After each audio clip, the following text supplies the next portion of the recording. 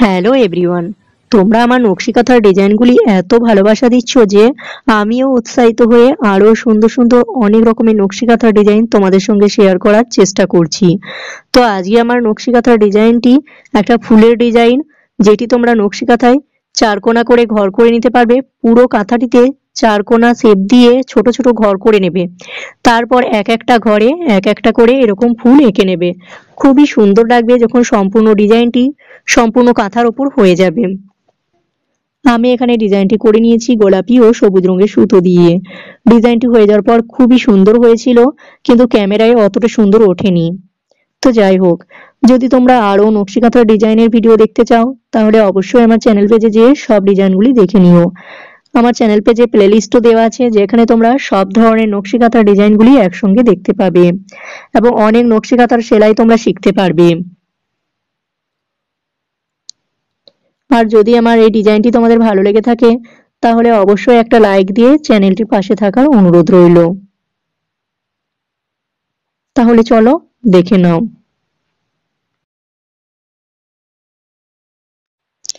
আর হ্যাঁ, তোমাদের আমি আরো একটা কথা বলি, এটি হচ্ছে একটি বাংলাদেশি নকশিকাঁথার ডিজাইন। আমাদের ইন্ডিয়ান নকশিকাঁথার ডিজাইনগুলি একটু আলাদা হয়ে থাকে, কিন্তু বাংলাদেশি নকশিকাঁথার ডিজাইনগুলি এতটা ইউনিক হয়ে থাকে যা বলে বোঝানোর মতো নয়। বাংলাদেশের আপুদের হাতে জাদু আছে বললেই চলে, না হলে এত এত সুন্দর সুন্দর ডিজাইন কি করে করতে পারে। খুবই সুন্দর লাগে আমার বাংলাদেশি আপুদের নকশিকাঁথার ডিজাইনগুলি। আর তুমি যদি বাংলাদেশি হয়ে থাকো তাহলে প্লিজ আমার ভিডিওটি তোমার বন্ধুদের সঙ্গে শেয়ার করো, যাতে তারাও জানতে পারে যে আমাদের ইন্ডিয়াতে তোমাদের বাংলাদেশের নকশিকাঁথার ডিজাইনগুলি কতটা পছন্দ করে থাকি।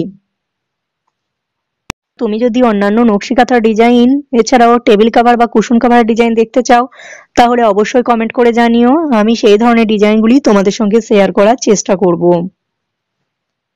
আর এখানে দেখো আমার প্রায় সব ফুলগুলি কমপ্লিট হয়ে এসছে। তো আমি সব ফুলগুলি করে নিয়েছি ডান সেলাই দিয়ে, আর মাঝে যে সেলাইটি দিয়েছি সেটি হচ্ছে সাতিন সেলাই। তো এই সাতিন সেলাইটি দেওয়ার কারণেই ফুলগুলিকে অনেকটা সুন্দর করে তুলেছে।